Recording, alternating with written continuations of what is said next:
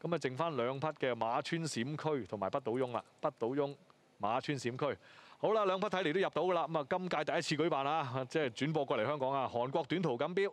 韓國嘅一級賽係1200米泥地賽嚟嘅，最入閘馬村閃區。好啦，入埋啦，16匹馬嘅賽事準備起步，準備。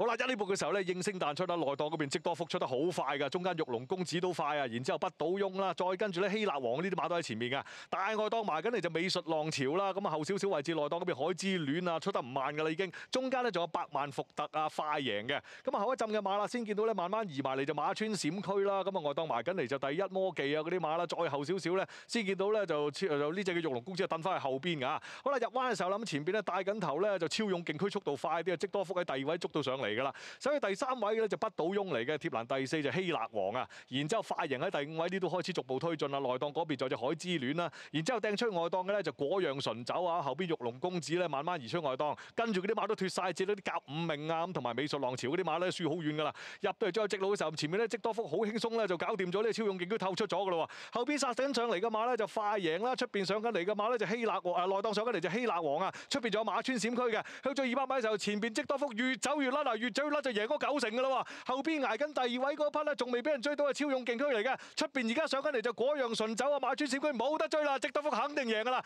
第2名殺到上嚟睇下咧，究竟啊係呢一匹嘅馬村閃區睇嚟第2、第3名果樣純走，第4名咧究竟內檔嘅超勇勁區捱唔捱到啦？積多福係去到係跑都冇得跑㗎，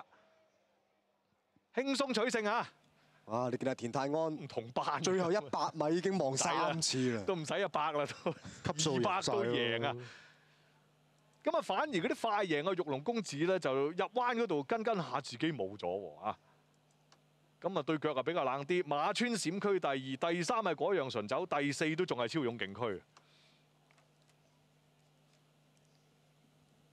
反正嗰啲海之戀啊，嗰啲都真係佢跟咗前邊就冇後。係咯，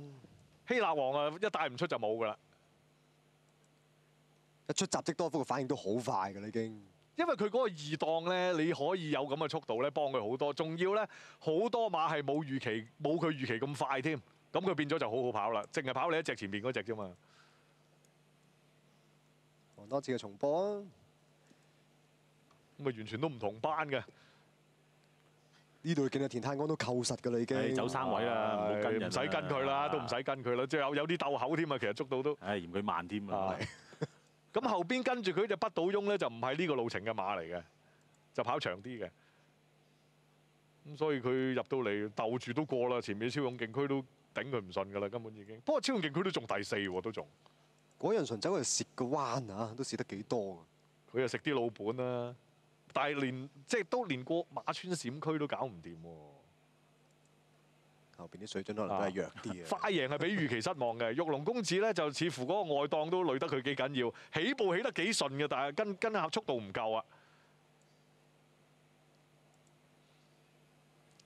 好啦，大把時間拍馬頸啊，見到田泰安啦，輕鬆取勝啊，積多福。